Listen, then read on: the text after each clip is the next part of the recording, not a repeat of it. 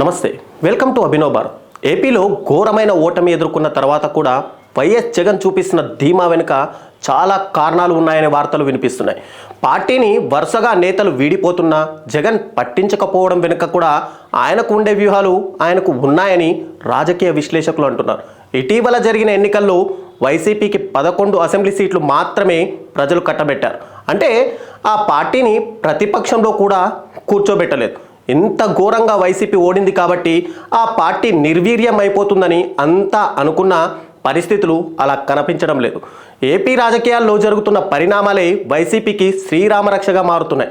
అంతేకాదు, వైసీపీకి 11 సీట్లే వచ్చినా ఆ పార్టీ 40% ఓట్లను సాధించింది.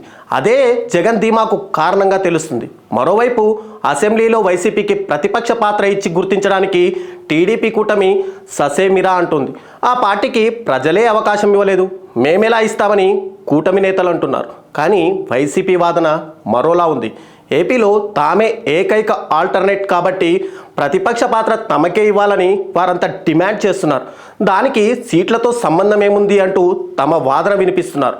అసెంబ్లీలో ఉన్నవి 4 పార్టీలు అయితే అందులో 3 పార్టీలు కూటమిలో భాగంగానే ఉన్నాయని వైసీపీ గుర్తు చేస్తుంది. అలా చూస్తే ప్రభుత్వాన్ని నిలదీసే విపక్షంగా ఒక్క వైసీపీకి మాత్రమే ఉంది కాబట్టి టెక్నికల్గానే కాదు, లాజికల్గా కూడా తామే ప్రతిపక్షం అవుతామని బల్ల గుద్ది మరీ చెబుతోంది.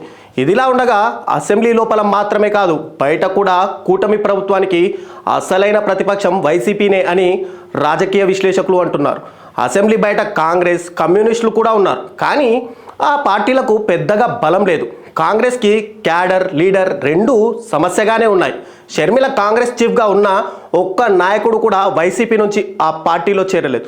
ఇక కేవలం 2% మాత్రమే ఓటు బ్యాంకును తెచ్చుకున్న కాంగ్రెస్ 2029 నాటికి ఏపీలో అధికారంలోకి రావాలంటే ఏదైనా అద్భుతమే జరగాలని రాజకీయ వర్గాలు భావిస్తున్నాయి. ఇక ఏపీలో వామపక్షాలది అదే పరిస్థితి. దాంతో టీడీపీ కూటమి మీద ఏ మాత్రం వ్యతిరేకత వచ్చినా దాన్ని క్యాష్ చేసుకోవడానికి వైసీపీ మాత్రమే గ్రౌండ్లో రెడీగా ఉందని, ఆ పార్టీకి మాత్రం అంత సత్తా ఉందనే మాట ఎవరైనా ఒప్పుకొని తీరాల్సిందే. ప్రజాస్వామ్యంలో అసలైన ప్రతిపక్షం ప్రజలు మాత్రమేనని, వారికి నచ్చకపోతే అధికార పార్టీకి సమీపంలో ఉన్న పార్టీ వైపే మొగ్గు చూపుతారని రాజకీయ విశ్లేషకులు అంటున్నారు.